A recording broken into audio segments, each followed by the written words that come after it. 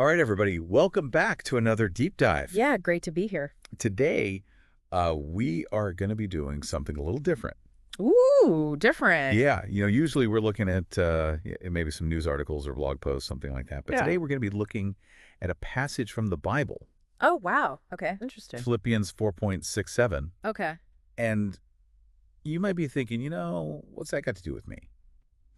I'm not particularly religious or anything like that. Right. But I think you'll be surprised to find that this passage actually contains a lot of wisdom that's surprisingly applicable to modern life, regardless of your personal beliefs. I think that's true. And, it's always fascinating to me how these ancient texts can still speak to us today, thousands of years later. Yeah, absolutely. And what's even more amazing is this letter was written to a very specific community, the Philippians, who were facing their own unique challenges. Right. But the message is so universal that it transcends time and culture and still resonates with us today. I agree. Let's hear it. All right, so Philippians 4.6-7 says, and I'm reading from the New International Version here, "Do not be anxious about anything, but in every situation, by prayer and petition with thanksgiving, present your requests to God.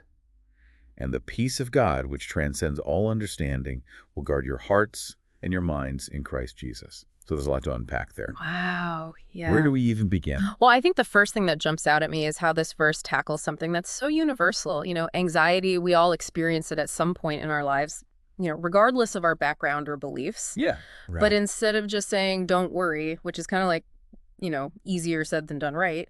It actually offers a practical path forward, a way to deal with anxiety. Right. It's like a recipe or a blueprint for finding peace. Yeah, exactly. It's not about, ignoring our problems or pretending they don't exist, but approaching them with a different mindset, And what I find so interesting is that the first step is gratitude.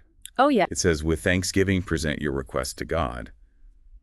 Well, we think that order is so important, starting with gratitude.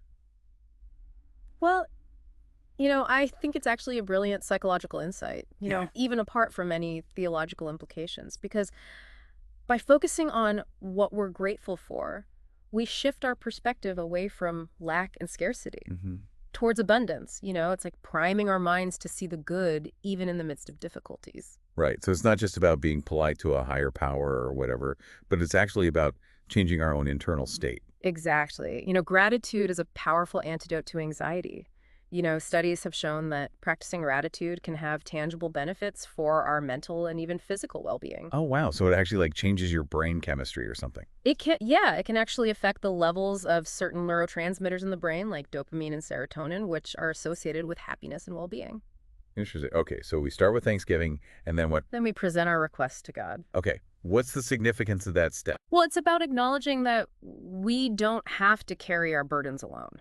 There's a humility in saying, I need help with this. Yeah. And whether we understand that help as coming from a divine being or a supportive community or even our own inner strength, naming our needs, is a crucial step towards addressing them. So it's a combination of acknowledging what we're grateful for, recognizing our limitations, and then actively seeking support. Precisely. And then comes the truly remarkable part, the promise of peace. Okay. And the peace of God, which transcends all understanding, will guard your hearts and your minds in Christ Jesus. Wow. Yeah, this idea of peace transcending all understanding has always intrigued me. Yeah. It suggests a kind of serenity that goes beyond our rational grasp, something that we can experience even when things around us are chaotic. Right. It's a peace that doesn't depend on external circumstances, but comes from a deeper source. And, notice that it doesn't promise the absence of problems. Life is always going to have its challenges. Yeah, that's true. But it does promise a sense of security and stability amidst those problems. Okay, so in a nutshell, Philippians 4.6-7 is offering us a powerful recipe for dealing with anxiety trade. Worry for gratitude, acknowledge your need for help, and open yourself to a deeper sense of peace. Yeah, and I think the beauty of this passage is that it offers something for everyone, regardless of their spiritual beliefs. The principles of gratitude, humility, and seeking support are universally applicable. Yeah, that's a great point. So next time you find yourself feeling overwhelmed, remember these words. Even if you don't consider yourself religious, the wisdom embedded in this ancient text might just surprise you. It might. Maybe give it a try. See what happens. Start with gratitude. Articulate your needs. And see if you can tap into that deeper wellspring of peace.